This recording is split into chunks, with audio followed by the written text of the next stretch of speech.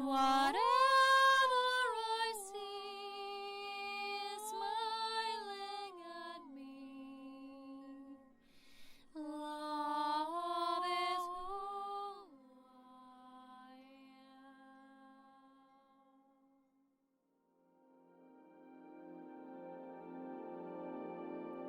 So hello there, beloved Essential Pioneers, and welcome to this video update here with me, which is a continuation of my devotion to sacred unions and new partnership video.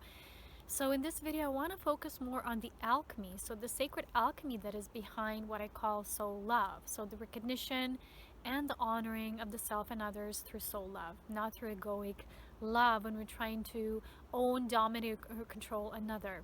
So why did this desire to control another happen in the first place? So I want to take you back to this picture of the first, what we call the story of the Garden of Eden. So imagine what we call beings, Adam and Eve, which are just representatives of that first perspective of when we are innocently involved with ourselves and another and exploring through the sacred Garden of Eden. So when we have everything at our disposal for us to learn and grow together. So when that first desire was experienced, and then the process of that desire, and then the awakening of what this means and how two beings are in love with each other and how they're feeling and sharing that love.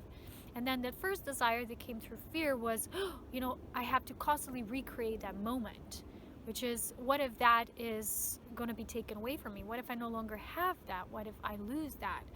So through that, there was almost this sense of, wow, you know, I need to own this being, or I need to constantly be in this state, otherwise I'm not myself, which is a state of fallen perspective when we forget that our source is within us and we always connect.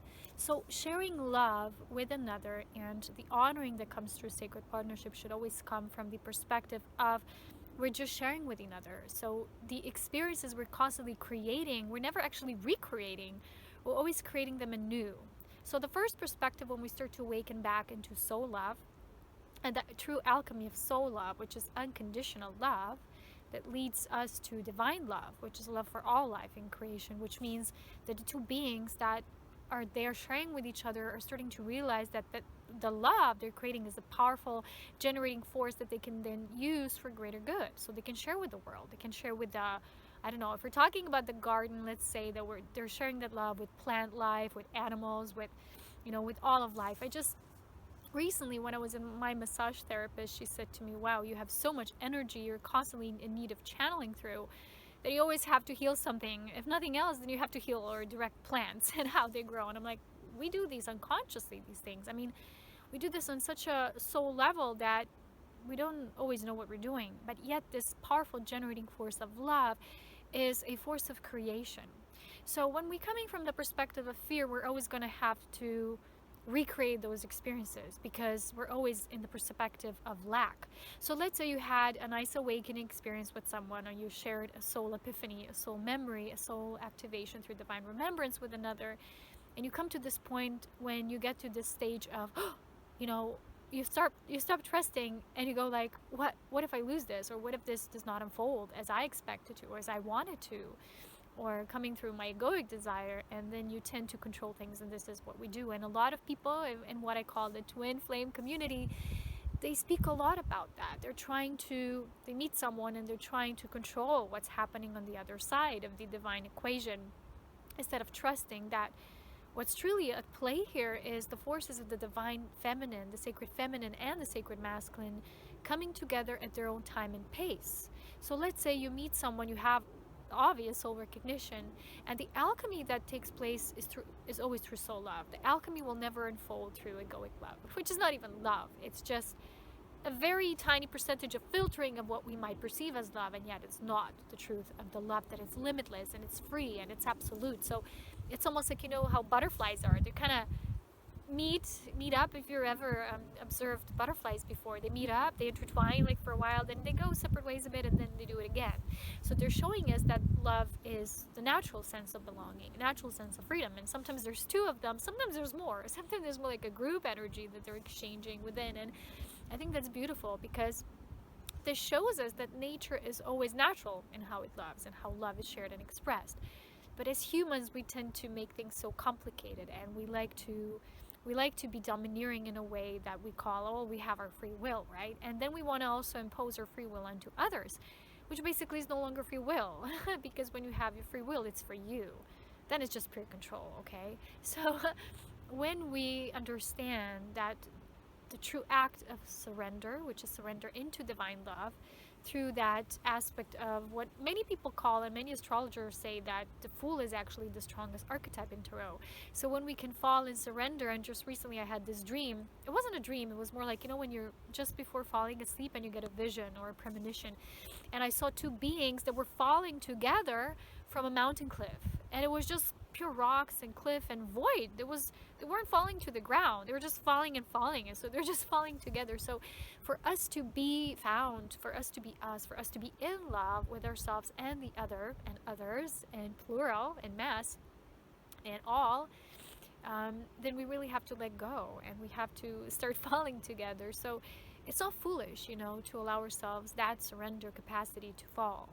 So I want to talk about the fact that true alchemy will take place only when we allow the divine force, the divine love, that natural magnetic pull that we have towards each other to do its own magic. But a lot of the times when we meet another, because, you know, we have a lot of people who are very hypersensitive beings, a lot of new children, myself included, of course, we have high premonitions, we see visions, and we feel feelings, and we get the signs that might be further advanced. But how this plays out in our human vertical meeting the horizontal sense is sometimes needing time and expansion and evolution on both ends, when we talk about relationship between the two or a group, you know. So things take time to evolve, to expand, and I've talked about this in the previous video, that wisdom is only being able, that we can tap into it through lifetimes and lifetimes, through culmination. It's not just linear facet we're taking, we're saying, well, this is all I'm seeing. There can't be wisdom gained there at all. So wisdom lies actually in that falling and that surrendering.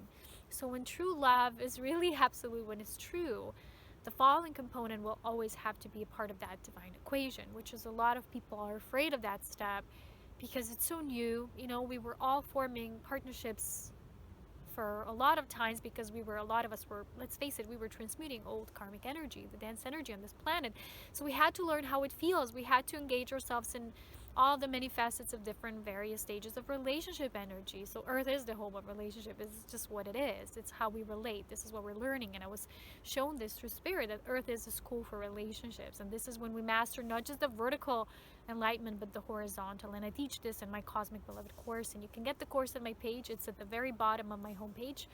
All my links are always shared down below. And I teach, basically I just show you the way, how simple it is once you see every relating energy coming into your life as a miracle, as a blessing. And sometimes people act as, well, it's not of their business, and yet you meet people and you meet circumstances that you're mature enough to meet, and you have to deal with them now, not in some distant future, because otherwise you wouldn't meet them now. You wouldn't be faced with these opportunities for your growth and expansion. So a lot of souls can stay in their human free will mode, too static, because they have a limited perception of what's actually going on. So the control aspect kind of has them on this tight grip. They can't see things for how they really are until they loosen up that grip first within themselves and then through another. So this sacred partnership energy is growing, and it's very strongly developing on the planet because it's so different, and because we were used to these old energy templates and stories.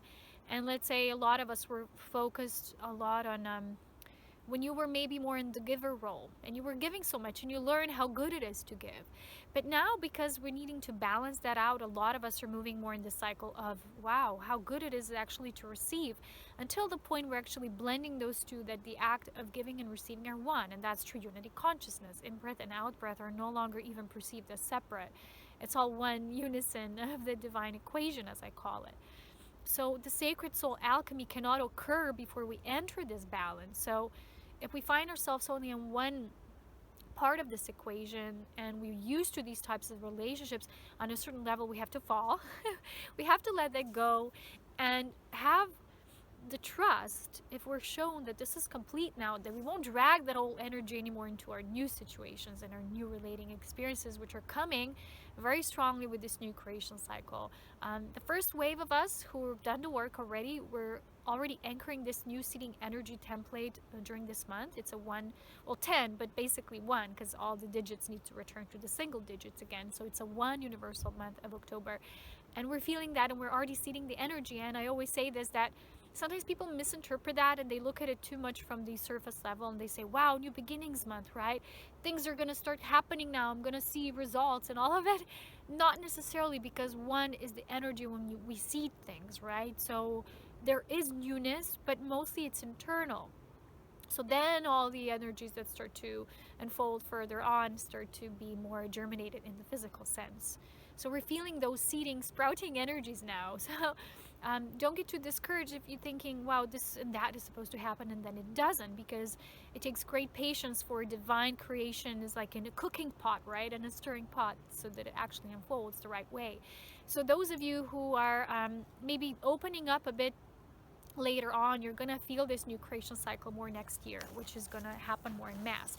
But recently I saw this video that a critical mass is being reached this October in 2016, what was initiated during the 2012 gateway, which, you know, the great Mayans have prophesied and so on and so forth. So there's this sense of completion. There is a karmic completion and dissolution. A lot of people feel like they're disintegrating now.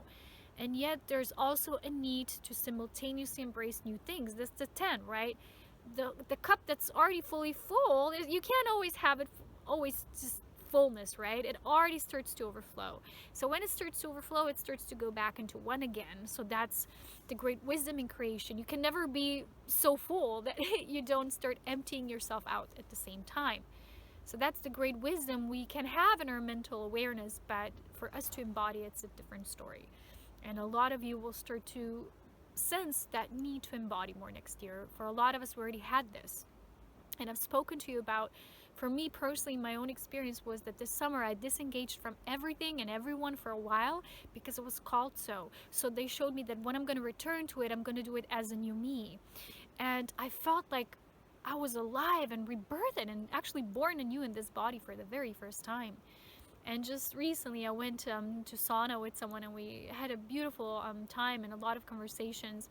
And I said to them, I was like splashing in the swimming pool, right? And I said, I feel like a child. I feel like a newborn. I feel like I've been finally really alive and born anew in this body. And they said to me, well, I can feel it. And when you talk about it, I feel you. And I feel different too. I'm shifting with you. And this is the impact that we're going to have on others as well. So the sacred soul alchemy is when you change yourself so much that you think other people have changed, but it's actually you who've changed, because you're learning how to give to yourself first, and then you give it to others. Isn't that overflowing energy, instead of, oh, I love so much, I'm suffocating in this love, it's too much for me now, I have to give it to everyone else. And sometimes we've been pushing others because maybe they weren't ready for that. It happened a lot of times in my case, and there was the energy of it was different than now. Now I'm feeling this sense of when I'm observing people, I'm simply adoring them for who they are now.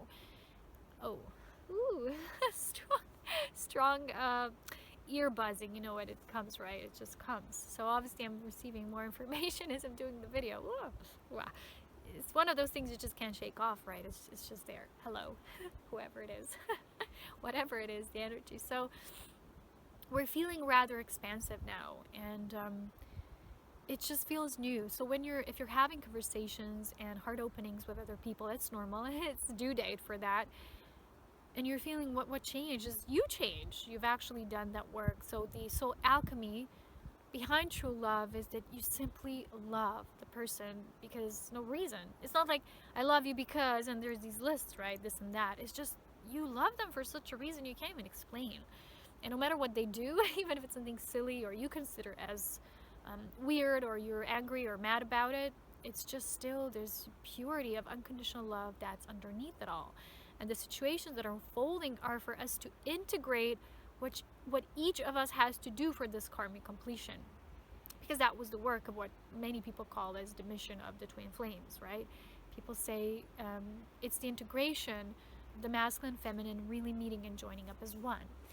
So when your love is true, how will you know? When you will truly alchemize yourself and another, you will know because people will start changing just by being in your presence, and you will observe them. You will radiate with awareness for them. They will feel cherished and honored by your presence. They won't feel picked and poked and preached to, because you know, when a man and a woman, let me give you this example, they meet up and one of them starts to be preachy, or one of them starts to teach another, and it's always a position in, another one is more domineering, the other one gets more in the defensive mode, or you know, both do that. It's just always such a mirror. So when people have these mirrors and they say it's not about me, well, yes it is. No matter how much enlightened we are as a soul, when we're here in this body, we're all learning. We're all going through this trial and error, right? And true soul alchemy is when we allow this integration to take place naturally, no matter the instant recognition we feel on a soul level. So the development in our human self needs to occur naturally. So you might have a lot of people watch these twin flame videos, just the signs and the symptoms and the magic and all of that. That's the magical part of it, and you might have that experience, and many people on the planet do so. You have strong telepathy with another when your heart is open and communication and flowing, and it's wonderful. But then another level happens and someone shuts off a bit, or someone runs away, and people call this the runner syndrome. I don't call it like that. I simply see it as activation, integration. So we have all cycles that are more internal, and then we have cycles that are more external and more sharing and corresponding, until we really meet that up in what I shared in the previous video about the devotion to sacred union. Watch that if you haven't already. So let's say that when these moments occur, right, and when you feel heavy in your heart, or someone closes off, or both parties close off, and it's so hard for you, so the first voice in your mind might be, oh, I gotta run away from this.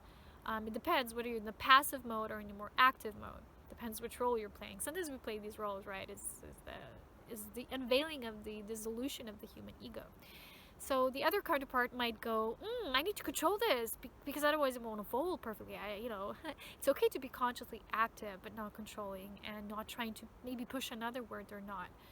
We're trying to make them realize something. What we can do when we're really coming from a place of unconditional solar chemical love is we're honoring ourselves by just sharing. We can share with another, our perspectives, how we feel, our feelings, but we can't influence them and like, this is where you're supposed to be, why are you not seeing this, and people like to do this and judge and blame and push the buttons that way, and then we say, wow, I had this response from another, it's not about me, it's about them. Well, we're all playing the game, right? It's coming from both sides, and until we get that, there will be no furthering. So when you have the situation of, let's call it a bit of that withdrawal, and it might feel heart wrenching, of course, it can be very unpleasant. So when we as humans feel uncomfortable and pleasant, let's say someone's not talking to you, and people a lot of the times share how they feel during those moments, a lot of them want to control. We want to see someone to see the truth or whatever. Well, you just can't make that happen, right? What you can do is stay in the illumination of your own love, and that what does the magic trick the fastest. How do you know that? Well, try it and you'll see yourself. So we have to learn that even those moments when they're so uncomfortable and unpleasant, these moments sometimes have keys and gateways, the proper trigger codes that we need for the further development, for the next chapter to unfold. And if we don't go through these as well, we just want to stay in the light and always the pleasant. And sometimes that's wearing more masks. Masks are not just of the shadow, they're also of the light, when you're just blinded by all that's glittering and gold. And it's not always as glitters, all that is gold, right? So one aspect here to remind you of is to stay present at both, when you're vigorously and beautifully sharing and you're expanding by yourself and with another, and when you're also doing it through that uncomfortable space, because both are coming into our conscious awareness, and we're learning from both. We're seeing both our shadow and the light meeting each other. So many people were afraid to be seen both for their light and the shadow, so they just showed one aspect and they weren't used to it. So how can you honor that? Just show them that you can, like show the space that you can do that. Don't say, well, I just want the good of you. I had people saying to me, I like this, but I don't like this about, I don't like the setup peanut part. It's too strong in its energy. Well, maybe it's not for you. Maybe you're not receiving it because you're not receiving your own power yet. So that's how we react then to others. So there are mirrors. Whatever you reject about another is the energy you're still rejecting or fearing about you. But these archetypes are all within us. We're just helping each other to unlock those gateways. And sometimes people say that you got to be the hermit to really grow spiritually. That's the old way. I'm sorry to break it down for you, but the new way is that of partnership. And even our beautiful planet Jupiter now moved into Libra, which is all about those unions and We all hold keys for each other to better unlock and activate each other. So we're finding that balance between the time, dedication to our own expansion, and how do we expand with others. Let's say you have a magical time and sharing and joy with another, and then you're learning how to bring that joy also through yourself, so that you don't become dependent on what you share with them. And a lot of people basically create this codependency because another makes them feel a certain way.